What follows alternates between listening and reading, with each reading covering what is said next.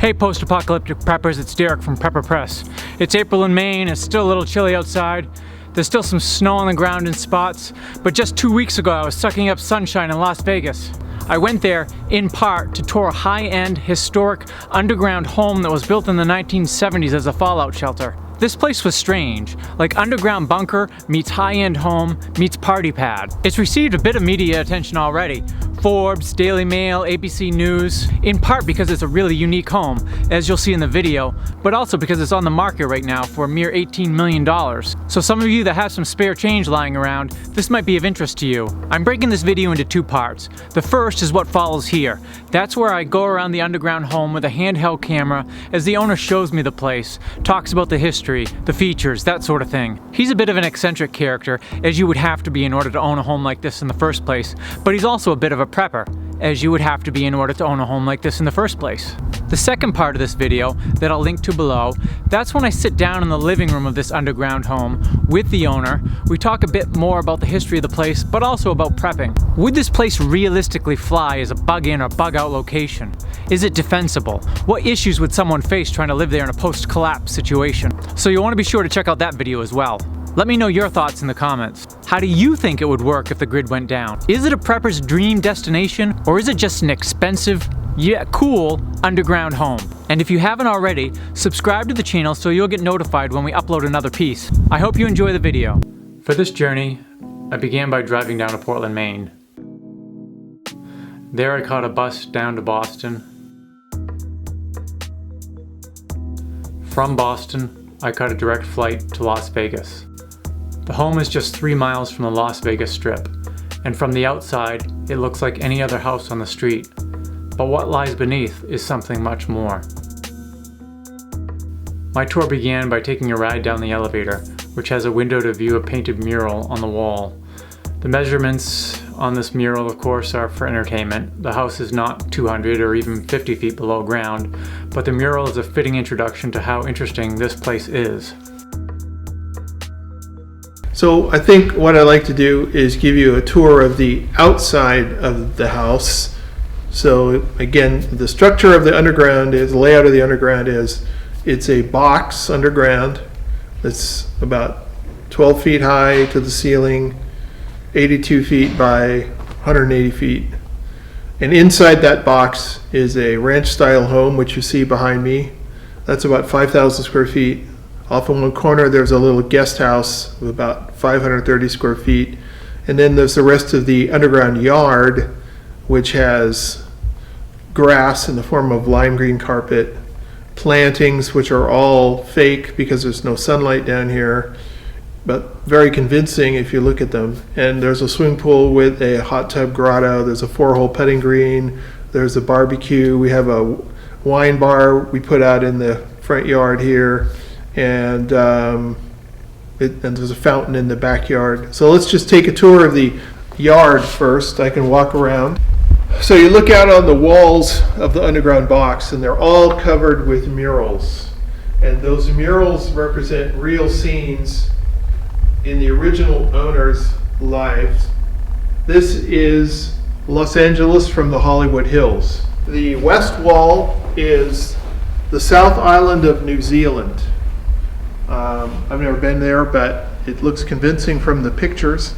The original owners had a rather large sheep ranch in New Zealand, and Mr. Henderson owned a 707 jetliner, and he had a pilot's license, so he would fly his jetliner down to New Zealand or off to Europe when he felt like it, and visit his properties in other places of the world. So one little interesting thing here is if you look on the trunk of the tree here, this Magnolia tree, you see the heart with Mary and Jerry on it.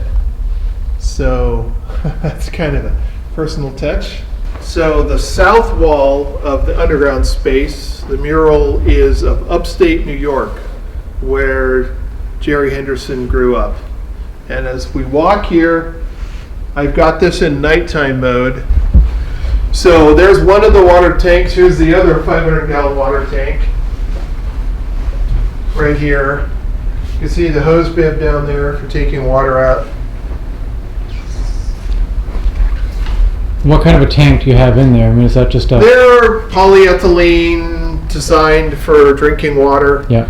And, you know, that's good fresh water in there. I change it out every 5 years, put a little chlorine in there to keep it fresh.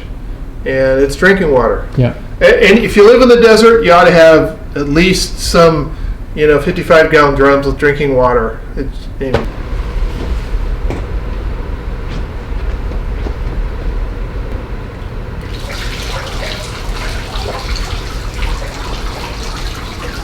So here we have the backyard of the ranch-style home. There's a nice fountain. The mural again shows upstate New York. That's the guest house here, the little 530 square foot guest house. And this is a complete self-contained little studio apartment.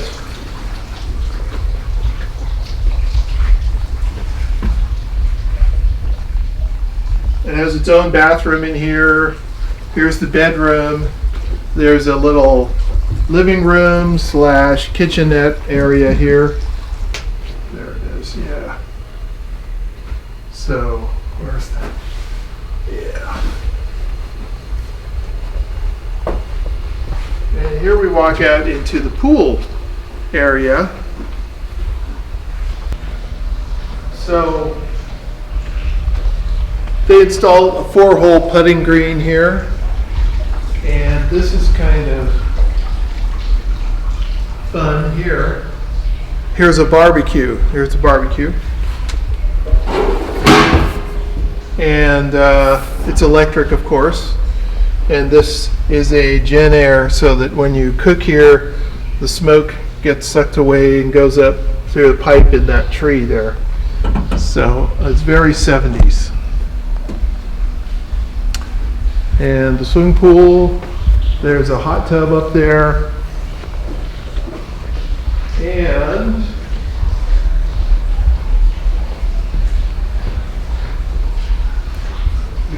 this mural is Colorado near Boulder, where Henderson had built the second of his 3 underground homes. That one is underneath that bald hill there. I don't know exactly where this is. I'm not that familiar with the geography of Colorado, but it's some lake near Boulder. And underneath that bald hill is an underground facility that's over 50,000 square feet in size. And I believe it's owned by Religious Ashram as a retreat. Now here we have the parquet dance floor. We've got a couple dancing poles here for appropriate entertainment. Come in here. We have a sauna.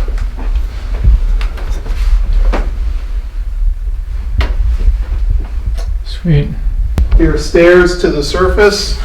And I think of interest to anyone who is prepping, here is the original pantry where the Hendersons stored a year's worth of food for several people. We've just got it as a storeroom, but they had this filled with food because they had planned to live down here for a year, up to a year, in case of nuclear war. They were just going to hunker down in here and eat their food stores and drink water and watch movies in the media room, which is inside the house. They had space for, I think, enough VHS videotapes to last them a year. So we enter the underground home through the front door, and here's the living room / great room, and it's pretty much in its original state as it was in the 1970s. So this is a working real fireplace. You could put wood in there and have a fire burning. We normally don't do that because you rarely need to have extra heat, although if you wanted a fire for ambiance, you could light one up there. Here we have a wet bar, so built by the Hendersons. There we have a billiard room. That's one of the few changes, is this billiard room. Originally, this was a laundry room. I felt that was not a very good use for this space. And so I converted it into a billiard room and put the laundry facilities in the utility room behind that wall there. And we've got a gaming table. One of the interesting little aspects of this is the surface of the wall here is padded fabric. So if you touch this, that was the thing back in the 1970s for high-end homes. So this is very 70s. This is totally original. You haven't changed out any of the appliances or anything. They have a few unusual things. They have, of all things, built-in toasters. There's two of them here. Okay. This is a food processor blender, which can fold down into the countertop when it's open. Microwave is obviously not original. This is, 2000 era microwave, but the oven, the electric countertop, the trash compactor, the built-in toasters are all original, and the hood's original here, the drop ceiling. So, yeah. This place is huge. It's a large space, yeah. There's our pantry, kitchen pantry, as opposed to the main pantry. And so I'll take you down into the remainder of the house where the bedrooms are.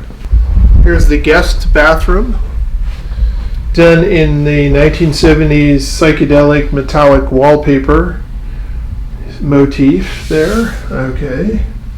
So if you're down here and the grid goes down, Yeah. and you get a flush, this has got a pump that sends it somewhere? It does. There's a wastewater pump that's in that pantry I showed you around the elevator. It has to go up about 20 feet to the city sewer system. And here we have Mr. Henderson's bedroom.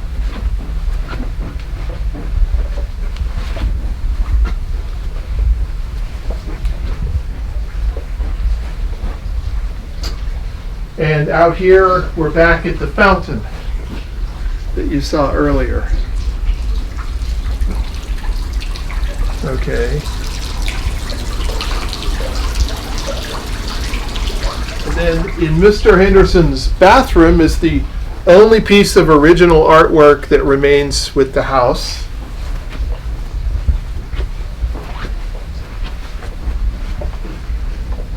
Here above the bathtub, painted on tile, is a work by Leo Jansen, who is the artist in residence at Playboy, and I believe that is Dorothy Stratton was the model, who they made a movie out of her short and tragic life. Painted on tile, huh? Yeah, painted on tile, and that's why it's still here, because no one could pry it off the wall and take it with them.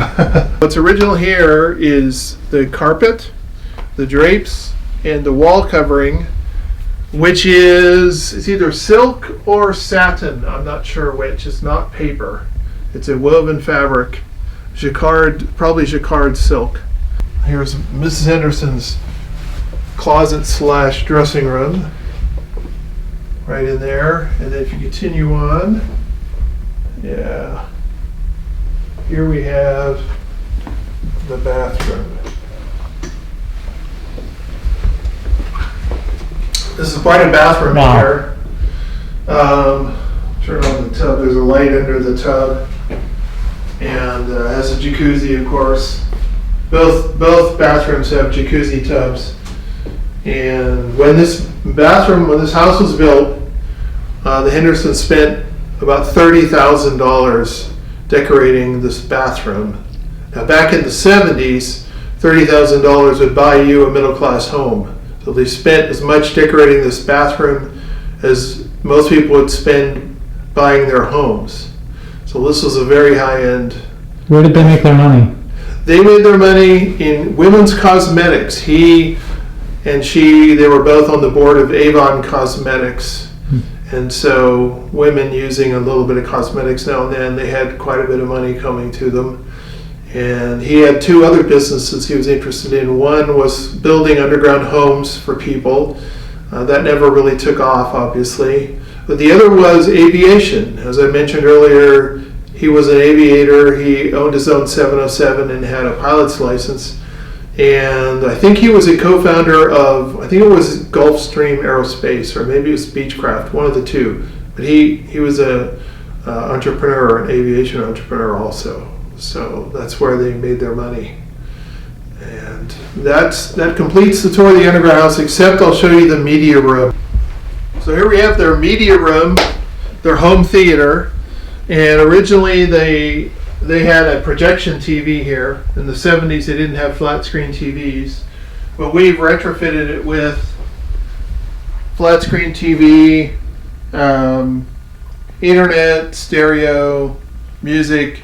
Over here behind this wall is where Henderson's had their VHS videotapes.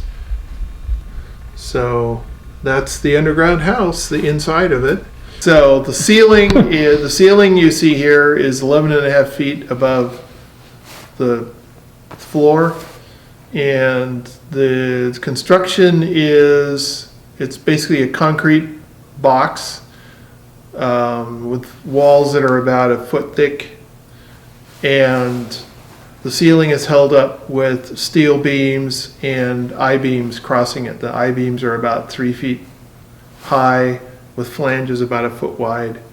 So, and on top of that is poured a concrete pad that's the roof, and then they push dirt over it. There's about 3 or 4 feet of dirt over the ceiling. So it was designed as a fallout shelter, and for that purpose it's quite good. It's not really a bomb shelter in the sense that if they dropped bombs on this, you'd probably, blow a hole in the ceiling. But it's a good fallout shelter, and it would be good. It would be a very defensible thing during times of civil unrest if you had a reasonable number of people to defend it. So that was the idea. It was built as an underground retreat in case of hard times by the owner, Jerry and Mary Henderson. It was completed in 1978. So it's a time capsule of the 1970s.